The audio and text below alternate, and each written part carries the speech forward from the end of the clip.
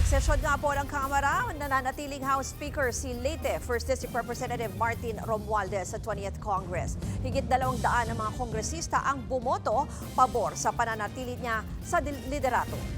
Para sa iba pang detalye live mula sa Kamara, nasa frontline ng balitang yan, si Marian Enriquez.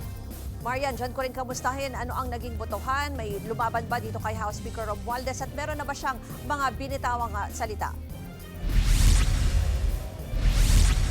Ruth, formal na ngang nagbuka sa iyong first regular session ng 20th Congress kaninang umaga at muli ngang hinalal si Leyte 1st District Representative Martin Romualdez bilang House Speaker. 269 na mga mambabatas yung bumotong pabor sa kanya at wala na mga lumaban sa kanya sa pagka-speaker. Si Quezon Representative J.J. Suarez ang nag-nominate kay Romualdez na ginundahan naman ni Presidential Son at Ilocos Norte Representative Sandro Marcos. Matapang ang mensahe ni Romualdez sa kanyang talumpati.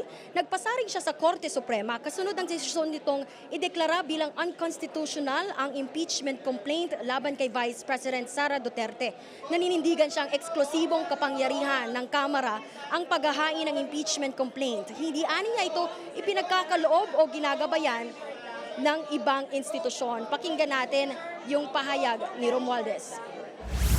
The court may close a case, but it cannot close a cause. The pursuit of accountability is not a moment. It is our mandate. When institutions falter, the House of the People always stands firm. When others fear the storm, your House holds the line. And as your Speaker, I will be here, not just to preside, but to protect.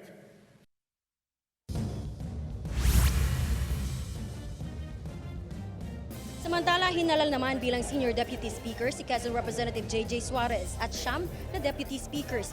Hinalal naman na Majority Leader ang Presidential Son na si Ilocos Norte Representative Sandro Marcos, habang mananatili naman sa pagka-Minority Leader si 4Ps Party List Representative Marcelino Libanan.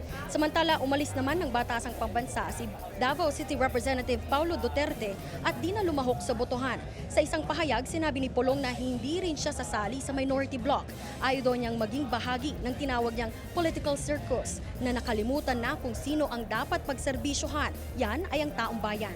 Nag-walk out daw si Pulong pagtapos ng roll call kasama ang kapwa mga mambabatas mula Davao. Hindi raw niya ipahihiram ang kanyang boto sa alinmang panig na tinuturing umano ang pamumuno bilang gantimpala at hindi bilang isang pananagutan.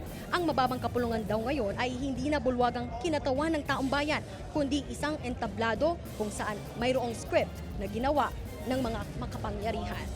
Ruth, kasama rin nga sa mga bumoto nga or nag-abstain nga o hindi bumoto para kay Martin Romualdez bilang Speaker, sina Nabotas Representative Toby Chanco at si Cebu 5th District Representative Joke Frasco. Gayun din yung napabalita ang lalaban daw dapat sa kanya sa pagka-Speaker na si Bacolod Representative Albi Benitez. Pero yung kanyang anak na si Negros Occidental 3rd District Representative Javier Benitez ay bumotong pabor para kay Romualdez. Yan muna ang latest. Balik sa'yo, Ruth.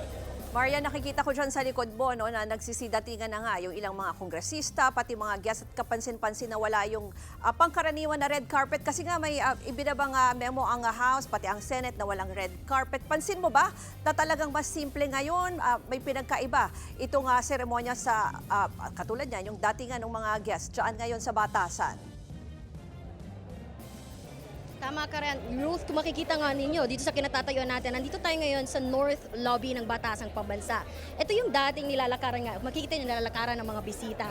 Wala na pong red carpet dito sa likuran ko. Gayon din po doon sa South Lobby. Kasunod nga po yan ng panawagan ni House Speaker Martin Romualdez noong nakaraang linggo, kasunod ng mga sunod-sunod ng mga bagyo at ganun din yung hagupit nga ng habagat na wag na po muna sanang magarbo itong mga seremonya dahil ang importante naman dito ay yung mensahe ng Pangulo sa kanyang State of the Nation address. Kaya ganito, mas simple ngayon ang SONA ngayong taon. Ruth.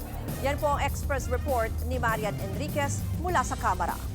Mga kapatid, Ruth Cabalco, para sa mabilis na pasada ng mga balitang dapat niyong malaman, mag-follow at mag-subscribe sa social media pages ng News 5.